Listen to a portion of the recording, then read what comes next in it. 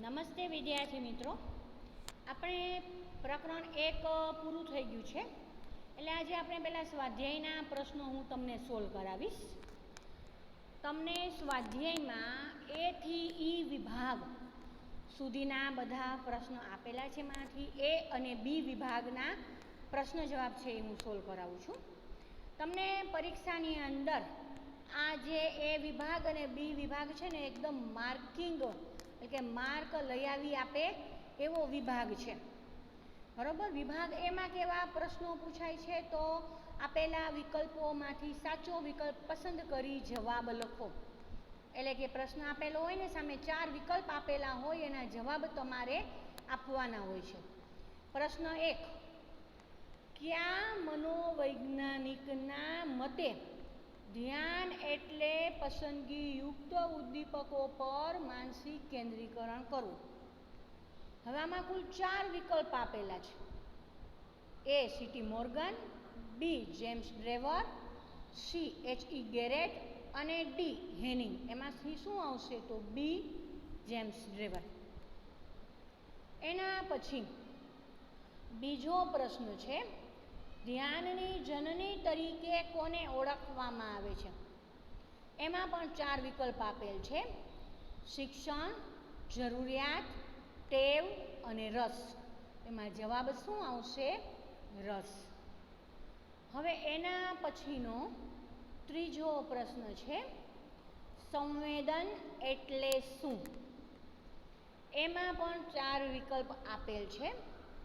જાગૃતતા, ચેતનાત્મક અનુભવ, જ્ઞાનાત્મક અનુભવ અને પ્રત્યક્ષીકરણ. જવાબ શું આવશે તો ચેતનાત્મક અનુભવ. એના પછીનો ચોથો પ્રશ્ન છે, કયા મનોવૈજ્ઞાનિકે ગંધના 6 પ્રકાર આપ્યા છે? વિદ્યાર્થી મિત્રો, આ પ્રશ્ન છે એ IMP પ્રશ્ન છે, ખૂબ જ પૂછાતો પ્રશ્ન છે, બરાબર. એટલે ખાસ યાદ રાખજો. એ વિભાગ A. J.B. Watson, B. Freud, C. Elizabeth Hurlock અને D. હેનિંગ. જવાબ શું આવશે? D. હેનિંગ. એના પછી 5મો પ્રશ્ન છે, પૂરકતાનો નિયમ શેની સાથે સંકળાયેલ છે? એમાં પણ 4 ઓપ્શન આપેલા છે. A. ધ્યાનની એકાગ્રતા, B. સંવેદન, C. પ્રત્યક્ષીકૃત સંગઠન અને D. સમીપતા. એમાં જવાબ આવશે C. પ્રત્યક્ષીકૃત સંગઠન. એના પછી 6થો પ્રશ્ન છે, બાહ્ય જગતનું નિરીક્ષણ કેટલા ભાગોમાં વહેંચાય છે? તો આ જે પ્રશ્ન છે 6થો પ્રશ્ન, એમાં પણ 4 વિકલ્પ આપેલા છે. 3, 2, 4 અને માત્ર આંખ દ્વારા પ્રત્યક્ષીકરણ. એમાં જવાબ શું આવશે? 3, ધ્યાન, સંવેદન અને પ્રત્યક્ષીકરણ. એના પછી 7મો પ્રશ્ન છે, પ્રત્યક્ષીકરણમાં સંગઠનના નિયમો આપનાર મનોવૈજ્ઞાનિકો ક્યાં ક્યાં છે? 4 છે એમાં ઓપ્શન આપેલા. A. હેનિંગ, વોટસન ને વર્ધીમર, ફ્રોઈડ, જેમ્સ વોટ અને કોહલર, વર્ધીમર, કોહલર અને કોફકા, અને કોફકા, વિલ્હેમ વૂડ ને કોહલર. તેમાં સાચો જવાબ શું આવશે તો C. વર્ધીમર, કોહલર ને કોફકા. એના પછીનો પ્રશ્ન છે, દ્રષ્ટિ સંવેદન માટે જવાબદાર કોષોના નામ આપો. દ્રષ્ટિ સંવેદન માટે જવાબદાર કોષો ક્યાં ક્યાં છે? તો A. ચેતાકોષો ને વાળ કોષો, B. રંગકોષો ને રંગસૂત્રો, C. જનીન તત્વો ને રંગસૂત્રો અને D. સળીકોષો ને શંકુકોષો. સાચો જવાબ શું આવશે તો સળીકોષો અને શંકુકોષો. એના પછીનો પ્રશ્ન છે, ત્વચા દ્વારા કેટલા પ્રકારના સંવેદનોનો અનુભવ થાય છે? કેટલા પ્રકારના સંવેદનોનો અનુભવ થાય છે? તો આમાં 4 વિકલ્પ આપેલા છે. A. 3, B. 9, C. 2 અને D. 4. જવાબમાં શું આવશે તો D. 4. હવે એના પછીનો પ્રશ્ન છે 10મો પ્રશ્ન, દ્વિનેત્રીય વિષમતા એટલે શું? A. એક આંખે દેખાવું તે, B. 2 આંખે ત્રાંસું દેખાય, C. બંને આંખોના નેત્રપટ પર જુદી જુદી પ્રતિમા પડવી તે અને D. બંને આંખોથી ન દેખાવું તે. તો તો જવાબ શું આવશે? સી, બંને આંખોના નેત્રપટ પર જુદી જુદી પ્રતિમા પડવી તે. વિદ્યાર્થી મિત્રો, અહીંયા આપણે સ્વાધ્યાયના જે 10 પ્રશ્નો છે એના જવાબ મેં તમને સોલ્વ કરાવ્યા. ત્યાં જવાબ આવશે એ તમે વિડીયોમાંથી જોઈ પ્રશ્ન અને જવાબ બંને લખી લેશો તો એ તમને પરીક્ષાની અંદર ખૂબ જ ઉપયોગી બનશે.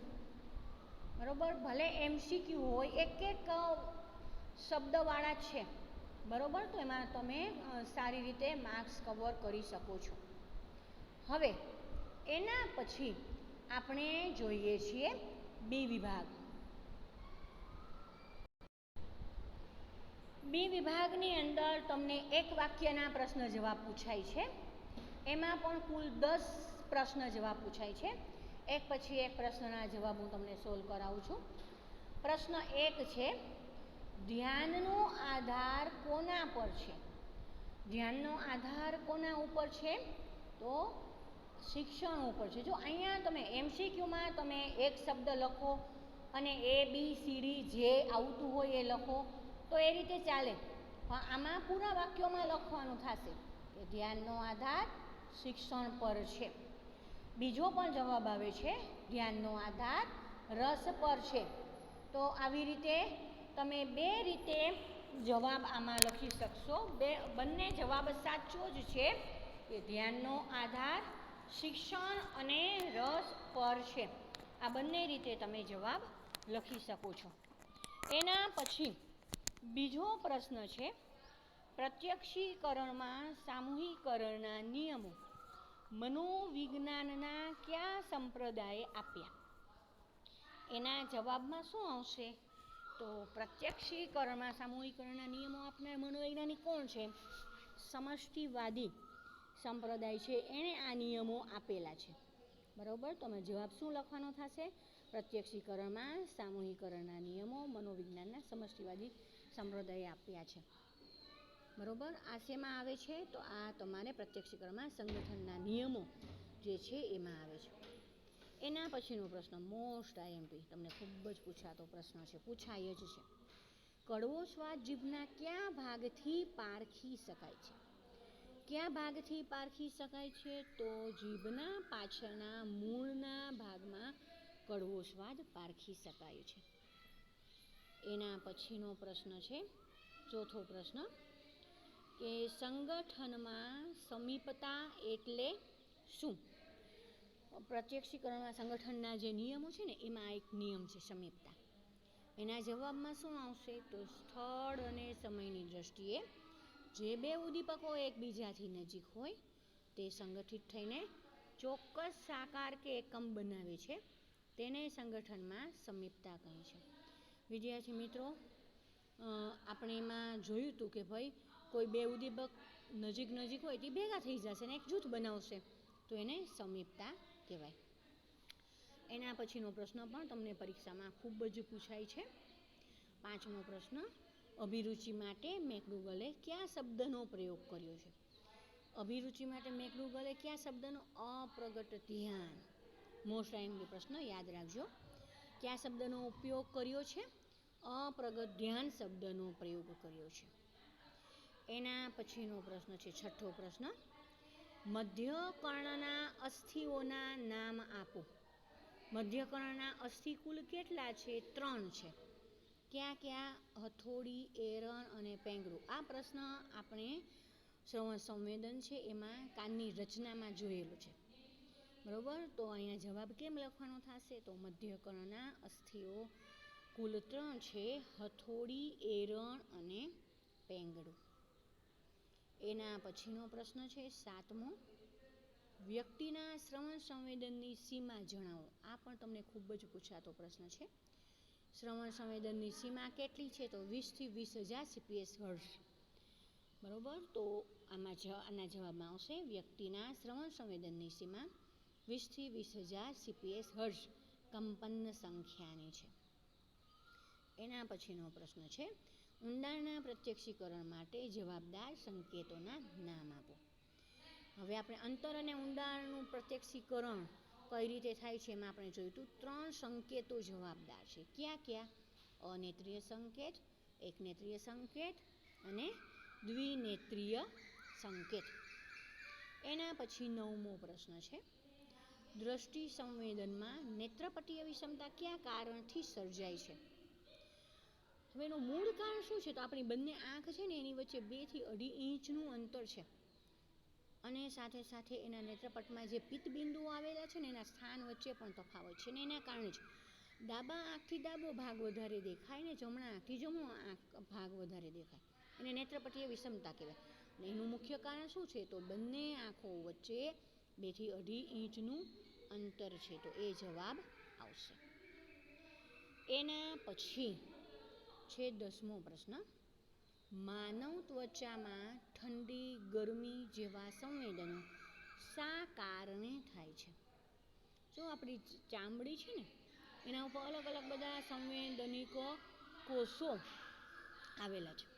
આ જે સંવેદનિક કોષો છે એ ઉત્તેજાય છે અને એના કારણે આપણે ઠંડી ગરમી જેવા સંવેદનોનો અનુભવ મેળવી શકીએ છીએ. તો જવાબ શું આવશે? માનવ ત્વચામાં ઠંડી ગરમી જેવા સંવેદનો ત્વચા પર પથરાયેલા જુદા જુદા સંવેદનિક કોષો ઉત્તેજાવાથી થાય છે. વિદ્યાર્થી મિત્રો, અહીંયા આપણે એક વાક્યના પ્રશ્ન જવાબ પણ પૂર્ણ થયા. ખાસ ધ્યાનમાં રાખજો, આ એ અને બી વિભાગ બંને તમને માર્ક્સ ઘણા બધા અપાવી શકશે. તો ધ્યાન આપી અને આ સમજજો, તમારા ચોપડામાં લખી લેજો અને યાદ રાખી લેજો. Thank you.